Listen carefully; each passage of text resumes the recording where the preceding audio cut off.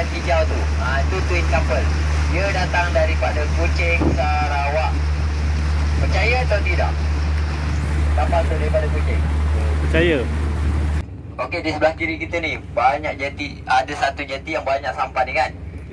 Jeti ni dikenali sebagai jeti nelayan darat daerah Hilir Perak. Aktiviti dia memancing, memukat, membumbu dan menjala udang galah. Sebab di Teluk Intan ni famous dengan udang galah dia kan. Biasanya orang akan kaitkan banyak udang galah, banyak apa dia?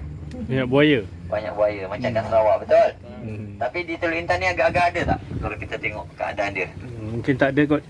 Mungkin tak ada kot. Dia tidak ada di kawasan Pekan Teluk Intan ni waktu sekarang ni. Kalau nak tengok buaya dia biasanya di Pekan Teluk Intan ni yang paling banyak biasanya hujung minggu ataupun cuti umum. Itu pun antara pukul 6 hingga 12 malam. Di mana? Di dataran Menara Condong dan Padang Sepidi Teluk Intan tu. Kalau di sungai dia tak ada. Okey. Kenapa tak ada? Sebab kawasan ni terlalu aktif dengan aktiviti-aktiviti sungai. Dan bukan sebab udang galah tu banyak, kerana ada buaya. Sebenarnya Jabatan Perikanan melepaskan benih udang galah sebanyak 50,000 ekor ke 100,000 ekor pada setiap tahun sehinggalah sekarang. Untuk tahun 2020 ni, pada 19 September yang lepas sempena Festival Teluk Intan, Jabatan Perikanan telah melepaskan sebanyak 100,000 ekor benih udang galah. Jadi sebab itulah ada banyak, bukannya sebab banyak buaya. Kalau nak tengok ada, tapi jauh sikit lah macam kat bahagian hulu, Sungai Kinta ataupun bahagian hilir. Macam Jambatan Batu Lima naik ke atas, itu pun tak besar-besar, kecil-kecil. Kalau nak tengok besar, kat Pekan Teluk Intan ni petang lah. Tu banyak. Dahulunya adalah gereja, kemudian dijadikan pusat pentadbiran British yang pertama. Selepas itu, gereja ni juga dikenali sebagai mahkamah lama. Dijadikan mahkamah. Bila orang Teluk Intan, orang kata mana mahkamah lama, dia akan tunjuk gereja ni. Dan sekarang masih diguna pakai bangunan ni, dijadikan pusat latihan askar wataniah. Dahulunya pusat pentadbiran British bermula daripada gereja ni. Lepas tu HSBC Bank, pejabat pos dan balai polis tu, satu baris tu, semua tu adalah kawasan pusat pentadbiran British yang pertama di Teluk Intan ni. Okey, di mana Menara Condong? Okey, sebelah kanan kita kalau kita lihat. Nampak tak? Ya. Okey, ini adalah menara kebanggaan orang Teluk Intan. Menara ni juga adalah menara kedua tercondong di dunia. Yang pertama Menara Pisa di Itali, kedua adalah Menara Condong Teluk Intan. Menara ni dibina pada tahun 1880 dan siap dibina pada tahun 1885. Dia dibina berbentuk pagoda. Menara ni juga mempunyai 3 nama. Yang pertama dikenali sebagai Menara Tangki Air. Kedua Menara Condong, Menara Jam Tinggi. Ketiga barulah Menara Condong. Asalnya menara ni dibina tegak, dia tak bina pencondong. Menara ni bina sebagai menara tangki air untuk membekalkan air kepada seluruh sistem perpaipan bomba yang ada di sekitar kawasan Pekan Teluk Intan. Bila berlaku kebakaran, air yang ada di menara tersebut akan digunakan untuk memadam kebakaran. Setelah beberapa tahun, Perak British telah meletakkan jam. Kalau kita tengok, itu jam yang ada kat Menara Condong tu sekarang ni, itu adalah jam yang pertama British baru masuk ke Melaya dan diletakkan di Menara Condong. Jam kedua dia British letakkan di Dataran Merdeka. Setelah British meletakkan jam di menara tersebut, mereka tak nak panggil lagi menara ni sebagai menara tangki air. Mereka panggil sebagai menara jam tinggi. Sehinggalah waktu tu juga pihak British telah membuat satu terusan. Terusan tu apa? Parit lah. Tali air. Anak sungai. Ataupun tali air kan. Okey. Anak sungai yang menghubungkan antara Sungai Perak dan juga Sungai Bidok. Kerana Pekan Teluk Intan dikelilingi oleh sungai yang berbentuk seperti ladam kuda. Jadi biasanya orang Kampung Gajah nak datang ke sini, orang sebelah ini, dia kena pusing jauh. Mengambil masa 45 minit. Kalau naik kereta lah, kalau naik lalu jalan air saya tak pasti.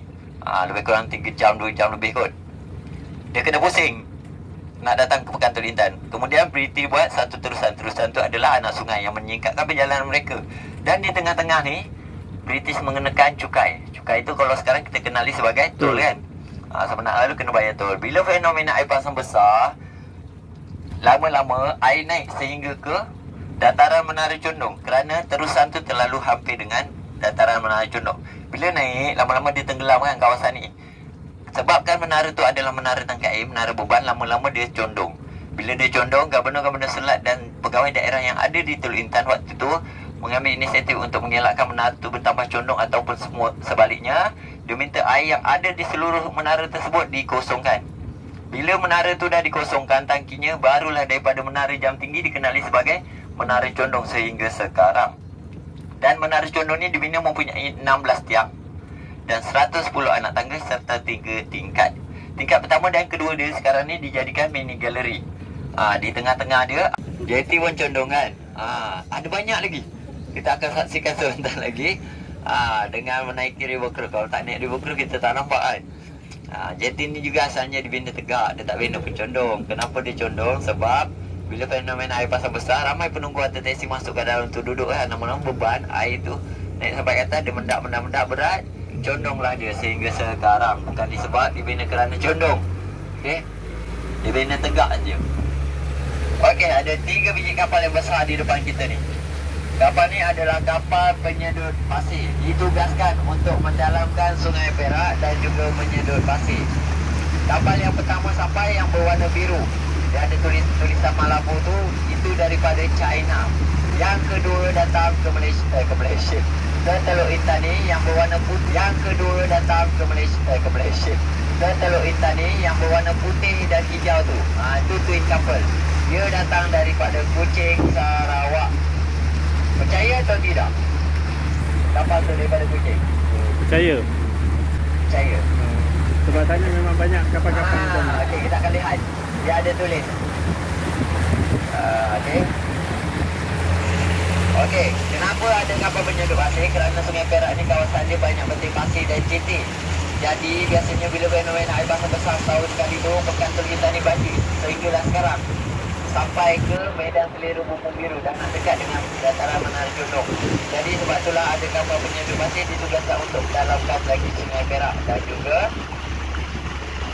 penyedut pasir ni agar tidak berlaku banjir yang lebih teruk. Okey. Nampak tu dia tulis apa? Kuching. Yang warna hijau tu dan putih tu. Kuching. Okey. Kapal daripada Kuching ni dia twin couple, dia tak boleh dipisahkan. Tugas yang putih tu hanya dia dah tapis, dia tak boleh simpan pasir yang telah ditapis tu. Jadi kapal warna hijau ni akan apit dia. Impit dia macam ni rapat dengan dia dan dia akan turunkan busur dia yang warna kuning kanan kiri tu menghala ke kapal warna hijau ni. Kemudian dia akan buang pasir yang telah ditapis tu ke kapal warna hijau. Sehinggalah penuh. Bila penuh, kapal warna hijau ni akan tenggelam. Warna hijau ni akan hilang. Nampak biru saja. Tangki-tangki pasir tu saja. Bila dah penuh, kapal ni akan bergerak ke tebing darat, ke kawasan pemonggahan pasir dan kapal korek akan ponggah pasir daripada kapal warna biru ni. Dia tak boleh buang sendiri. Okay, berbeza dengan kapal yang warna biru ni, Malabo ni. Ini kapal daripada China, dia 3 dalam 1. Dia menyedut, dia menapis dan dia membuang. Macam mana cara dia? Jom kita lihat.